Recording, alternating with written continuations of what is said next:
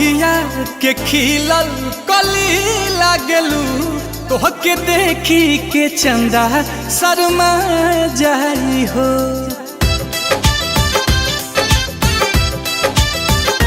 कौनो बगिया के खिलल कली लागलू तोहके देखी के चंदा शर्मा जाई हो।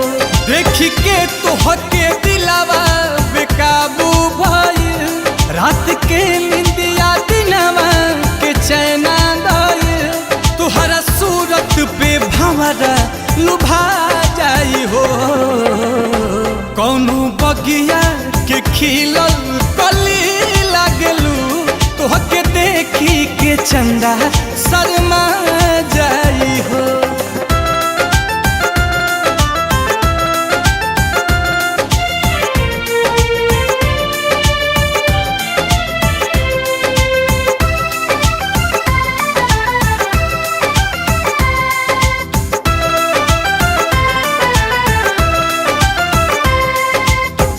हंसेलू तो मुहावा से मोतिया झरेला बहे पुरवहिया तक के सिया उड़ेला।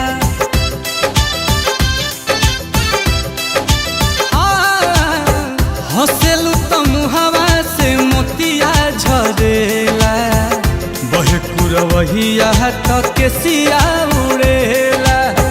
ओठावा गुलाबी जैसे भोर के किरीन हो अखिया मताइल चैन लिहलस छीन हो। दिल धड़केला तहरे ही नहावे गोरी बाकी मिलबू तो मनवा फूला जाई हो। कौनो बगिया के खिलल कली लागलू तोहके देखी के चंदा शर्मा जाई हो।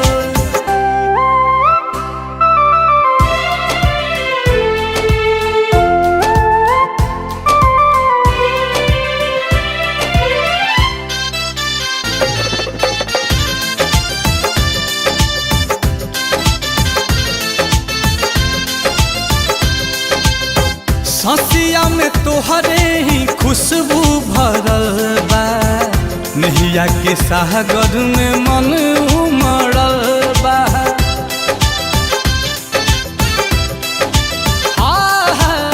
ससिया में तोहरे ही खुशबू भरल बा नहिया के सागर में मन उमड़ल बा। प्रीति के बरखा में हमके नहवा दो प्यास जिंदगिया के अब तू बुझा दो। हमरा दहिया में एक बेर तू सट जाए जान सारा दुनिया के गम हम भूला जाइब हो। कौनो बगिया के खिलल कली लागलू तोहके देखी के चंदा शर्मा जाई हो। कौनो बगिया के खिलल कली लागलू तोहके देखी के चंदा शर्मा जाई हो। देखी के तोहके दिलावा बेकाबू भइल रात के निंदिया दिनवा